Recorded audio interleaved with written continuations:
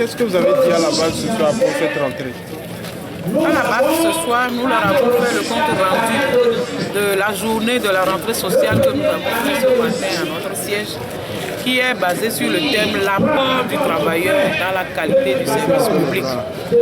Et cet apport du travailleur dans la qualité du service public nous amènera à mieux travailler, à chercher la performance, à chercher un résultat plus concret, à respecter le citoyen, les besoins du citoyen et surtout à respecter le denier public et les biens publics, à nous respecter nous-mêmes au sein des services et à permettre à ce que le service que nous rendons à notre population puisse être un service qui rencontre sa satisfaction.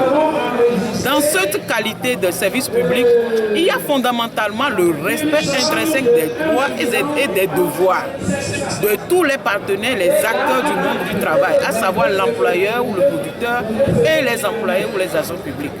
C'est ce que nous avons choisi de faire, l'arme que nous avons choisie dorénavant pour pouvoir continuer la lutte. Parce que l'un tient en l'état l'autre, c'est-à-dire sans une qualité de service qui permet à ce que la population soit satisfaite des prestations que nous leur donnons. On ne peut pas créer une richesse qui permette d'améliorer encore plus les rémunérations. Et nous continuerons de réclamer l'amélioration de notre rémunération en faisant du mieux le travail qui nous est confié. Voilà concrètement ce que cela veut dire. Voilà, qu'est-ce que vous ferez concrètement sur le terrain pour permettre aux travailleurs d'apporter encore plus au terrain? Oui, d'abord nous avons fait un projet sur la qualité des services publics et nous irons vers les bailleurs pour avoir l'appui financier nécessaire et nous allons descendre dans la base. Nous irons vers les travailleurs, nous irons vers les camarades, nous allons discuter avec eux, nous allons leur montrer, mettre la lumière sur les manquements, les obstacles, les dysfonctionnements de notre prestation qui font que nous ne donnons pas une prestation de qualité aux usagers.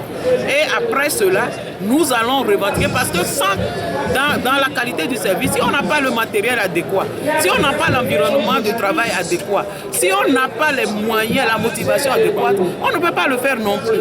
Donc nous allons revendiquer toutes ces conditions, mais travailler nous aussi de la meilleure manière qui soit. Voilà, parlant des revendications, à quel niveau vous êtes? Pour les revendications, nous avons déposé notre plateforme reformulée, c'est-à-dire nous avons sorti de la plateforme les points qui ont déjà reçu un accord, nous les avons sortis et nous avons redéployé le reste avec les problèmes connexes que nous avons connus lors de nos mouvements. Nous l'avons donné au ministre de la fonction publique et il a promis nous appeler incessamment afin qu'on discute avec les centrales sur tous les points que nous avons soulevés, puisque les centrales aussi en ont soulevé.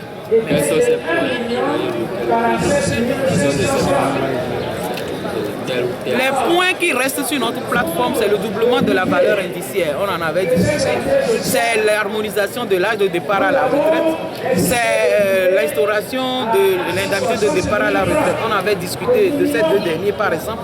Et on avait obtenu l'accord de principe. Il reste à formaliser ces deux points.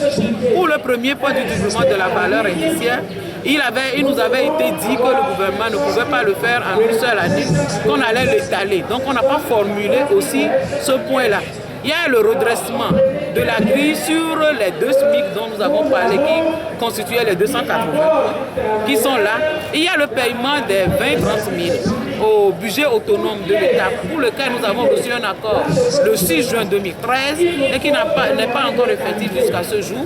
Il y a le problème de la prise en compte des EV, des enseignants volontaires qui ont été recrutés depuis 2014 et qui n'ont pas encore commencé à être intégrés. Une partie seulement a été intégrée.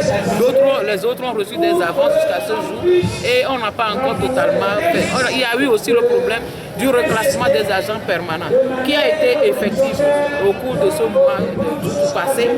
Et il y a aussi le problème des normaliens qui n'ont pas encore reçu, n'ont pas encore été pris en compte sur le budget général. Donc, le temps est de la disposition de la STT, nous n'allons pas le dire ici, mais nous retournerons vers le ministre de la Fonction publique. Merci.